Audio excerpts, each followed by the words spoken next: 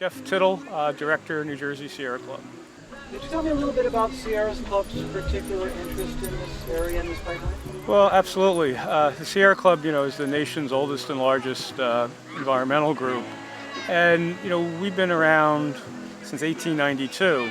And in New Jersey, this area is a place that we have worked over many decades to help preserve open space, protect water supply, and clean up toxic sites and everything else. So, we're also in a group that we do a lot of hiking and paddling, and our members are always hiking up here, and we have kayak trips and everything else because we're kind of a grassroots group. So, we get involved in almost every type of issue, from climate change to cleaning up a park to clean energy to dealing even in campaign finance reform, because we see that everything is connected environmentally. And I think that's what's so important about what's happening here in the Delaware Valley. 15 million people get their drinking water out of the Delaware Valley. People come here from all over the country to recreate. This is also a historic area where Washington's troops marched, and we had battles with the British through here and the Hessians. And so, we're at a really important time in history where we can move our country forward economically and environmentally by embracing a green, clean energy economy, or we can keep with the fossil foolishness of the past. And part of the reason this valley has been targeted is to put in that infrastructure to keep us addicted to fossil fuels, to keep the dirty energy coming, and to try to block attempts at clean energy. And so it's all connected. And even this valley has seen major impacts on climate change. There used to be a ski area in Lambertville where I live. It's been too warm the last 15 years, they've closed it. We've seen major flood after major flood here. What used to be a 100-year flood happens every 2-3 years now. And so we see those impacts. And so people, I think, want to protect their valley and protect their homes, protect the open space and the water, but they also realize we have to do something on climate change, and we can't do that if we keep pushing pipelines through the middle of our communities and the middle of our valleys. And so that's part of the reason why Sierra Club is so involved in this issue. This is really, in a lot of ways, ground zero in the battle for clean energy against the dirty fossil fuels. On a personal level, I live in Lambertville, and it's passing right by our reservoir where we get our drinking water from, and through Goat Hill, which I've spent 4 years working to save, and Baldpate Mountain down below, where we spent 15 years not only saving it, but developing a master plan for it so it wouldn't be all ball fields, it would stay wooded. And also the legislation that created the Delaware and Raritan Canal Commission to help not only protect the drinking water, but have a beautiful linear park that runs for over 60 miles through the valley. People don't realize you could bike from here in Milford all the way to New Brunswick on the canal paths that we help save and protect. And so, it's an area that's really important, not only in the state, but I think throughout the region. One of the reasons that they've targeted this valley is that it's cheaper to run pipelines through preserved open space and farmland than through industrial land or developed lands because of cost. And I use this example all the time. This happened with another pipeline where the state of New Jersey bought a piece of property from a friend of mine near the Monksville Reservoir in North Jersey for $40,000 an acre in 2007. Tennessee Gas Pipeline came in to put a pipeline through a portion of it, and they only paid $4,000 an acre because we only value open space when we sell it off as open space, not for the development potential, even though you're putting in industrial use. So the taxpayers get cheated. One, we spent millions of dollars saving land, and then these pipeline companies come in and pay pennies on the dollar. Here in the Delaware Valley, we've worked for years in preserving open space, but also in protecting the streams. Every major stream that this pipeline is crossing in New Jersey is called a Category 1 stream, and what that means in New Jersey, it has certain levels of protection because they're the highest quality waters found not only in New Jersey but anywhere. And there's not supposed to be any change in water quality. When you put a pipeline through a stream, you get the siltation and the runoff impacting the trout fisheries and the cold, clean water. You get thermal pollution from the heat of the pipelines, causing algae blooms and other things. So we think that this pipeline, violates the Clean Water Act. It violates the New Jersey Highlands Protection Act, the Delaware River Basin Commission Compact, and so many other things. And that's why we're here, because this pipeline will create an ugly scar in our valley. It will have major impacts to farm fields and to forests, and to water supply. And this is a tourism region. This is a place where people come from all over to go antiquing and shopping and stay in B&Bs. Well, people aren't going to want to stay in a B&B and go to a flea market if they see an industrial pipeline cutting through the middle of the valley. If your fisheries get polluted because of all the runoff, you're not going to be kayaking and tubing down the river. You're not going to be fishing. And so it has really major negative impacts. For a couple of construction jobs, you could ruin an entire valley. And that's really one of the reasons that we're fighting it. We've spent, decades saving the land here and preserving open space and protecting that drinking water. And now this pipeline can come in and ruin all that work that people have done for so long. Does Sierra Club have any strategies legislatively to try to rectify this? We have a bill in New Jersey that we're trying to move forward. It's a bipartisan bill. The Republican is actually one of the most conservative members of the state Senate. And the governor's been sort of blocking it so far, but that they would have to pay fair market value based on the use. So if it's a pipeline, it's industrial. And I'll use an example of another piece of property in North Jersey where they took for a pipeline. The state spent $104,000 an acre to buy this land because it actually had development approvals on it. And the pipeline company got it for $10,000. So, in an industrial park nearby, they got land and they paid over $200,000 an acre. So the point that I'm making is, one, by making them pay their fair share and not being subsidized by the taxpayer, it makes it harder for them to build and they may not target these areas. But I also want to say, we don't need this pipeline. New Jersey is the crossroads of the revolution, and we're becoming the crossroads of pipelines. This is the 11th pipeline that we've been battling, or that is under consideration in New Jersey in just the last couple of years. From the Pinelands to through the Bayshore, up through the Highlands, and all these areas. So, you can make an argument that we may need a pipeline, we may need 2 pipelines. We do not need 11 pipelines. There's not enough people to need gas in this region, and that's why we're also very suspicious, because the Penneast Pipeline connects to a Transco substation in Mercer County that's not only being expanded, but the one in Burlington is being expanded. And that gas line is running all the way to Mississippi. It actually goes past the Cove Point LNG export facility in Maryland that was just permitted, and down to Mississippi where there's another facility being permitted. So all this gas may end up in Europe. So the gas companies get the money, Europe gets the gas, and we end up getting this pipe. And I think that's something that people don't realize, that this is not a bridge fuel, this is destruction of a valley. We don't need this gas, it's speculative, and as are these other gas pipelines. They approved a gas pipeline 5 miles to the west of this pipeline called the Letty Loop. Why do we need 2 in one area? Columbia Pipeline, just a little bit to the west of here, was approved. So what's happening is that it's all because of the speculation in Marcellus Shale. They call it the Marcellus Shale boom. Well, we're going to get the kaboom from these pipelines that could explode. And they do happen, and they happen much more frequently than people realize. Just last year, not far from where this pipeline is being routed in Ewing, New Jersey, just a few miles down the river from here, a gas pipeline leaked, exploded, and knocked out a bunch of condominiums in a development. And we've seen in Edison a pipeline destroy a condominium complex. In Allentown, and you can just go down the list. They're not safe. We're putting blowtorches in people's backyards, and we're having houses, a few feet away when the blast zone could be 300-400 feet. It's madness.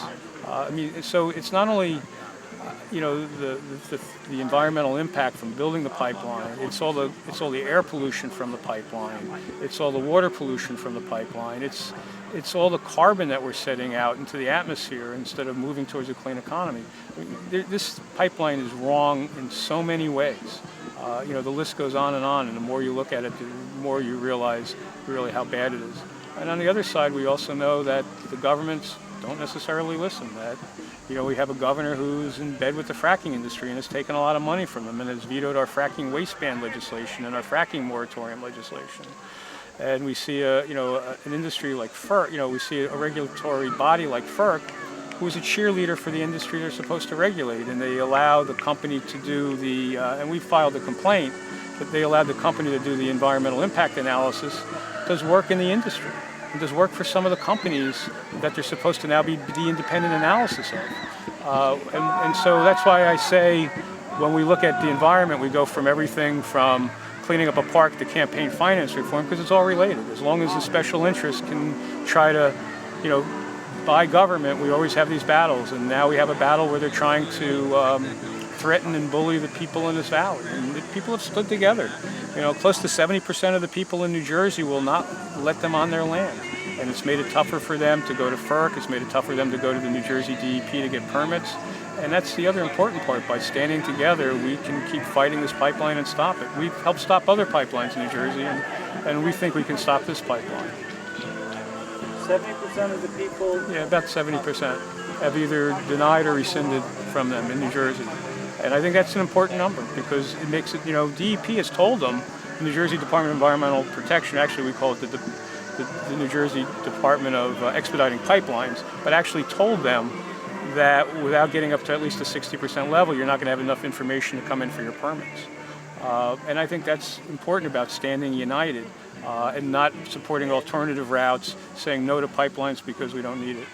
But the other thing that, for me, that's so important and why this battle is so, I think, interesting is that this valley, which I live in this area, 250 years ago, was ground zero in the Revolutionary War. We were the crossroads of the revolution. We're now the crossroads of pipeline. And we're now ground zero in the battle against pipelines. But back then, the British tried to control this valley through their mercenaries, the Hessians, and the people fought a grassroots war against them.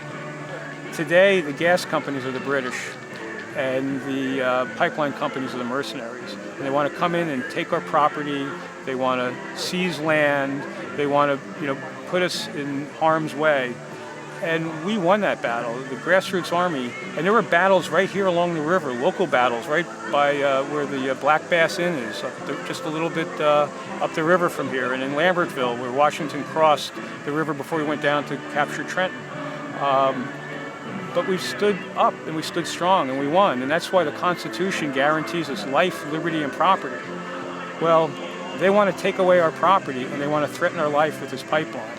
And that's what this battle is about. And that grassroots army that we see here, we're in a town of 4,000 people and we have a meeting there with the other environmental groups. 500 people show up because the people love this place and they don't want to see it destroyed.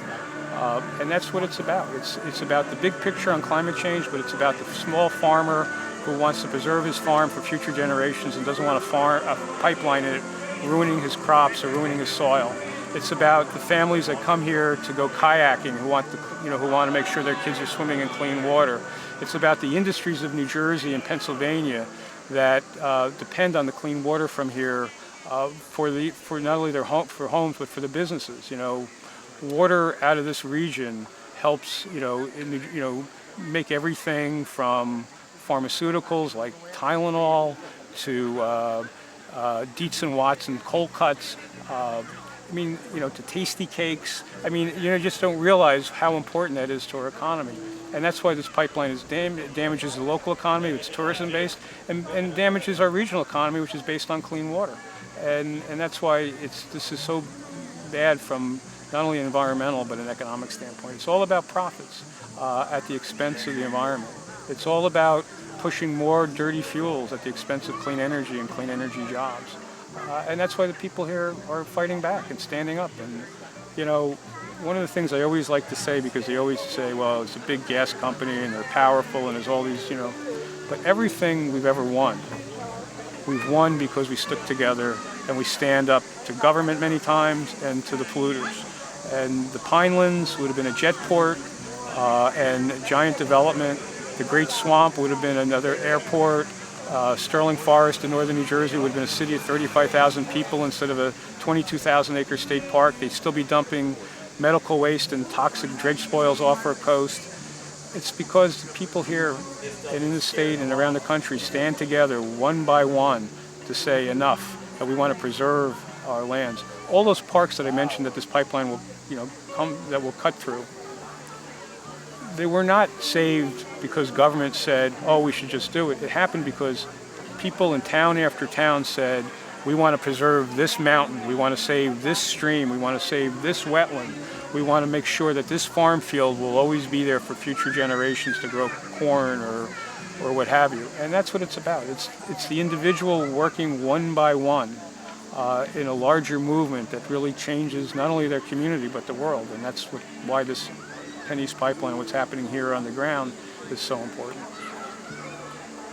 If we can win here, we turn the tide, I think, in a lot of other battles, and that's important. You know, this country's at a tipping point on climate change, and people want clean energy, and we help, you know, with 400,000 people who went to New York to march. But we have a moratorium on fracking here in the Delaware River Basin. They were going to lift the moratorium and pass really weak rules. 800 people showed up at the meeting, and that moratorium 3 years later is still in place. You know, so you have to understand that it's, you know, people get it here. They come out and they're active. And, you know, the other side will call them NIMBYs. Well, you know, Sierra Club was founded by John Muir, and his backyard was Yosemite. And the people's here's backyards are, you know, Baldpate Mountain and Holland Mountain. And by saving a mountain and at a time, and a neighborhood at a time, and a farm field at a time, that's how you make real change. And that's what this is all about.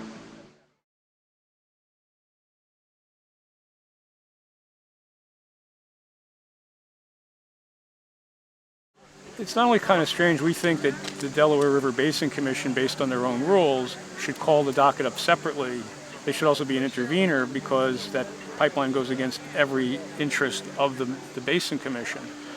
So we find it strange. We'll get the public out, as we always do, but we do find it because they should be actually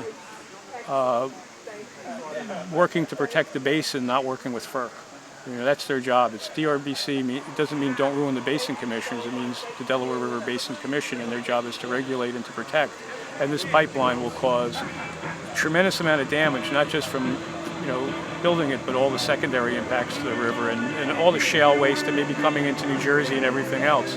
So, you know, we're concerned, but we also know that the governors of New York, where there's a fracking moratorium, the governor of Delaware, you know, are very strong on the environment now and against fracking, and that gives us some hope, and that's why we have the moratorium. But we're going to have a work cut out for us. And I would just, you know, want to end with that, you know, we strongly believe that we got to keep the FERC the hell out of this basin, because they're here not to help or not to regulate, but to try to push this pipeline through, and we're going to push back, and I think we're going to win.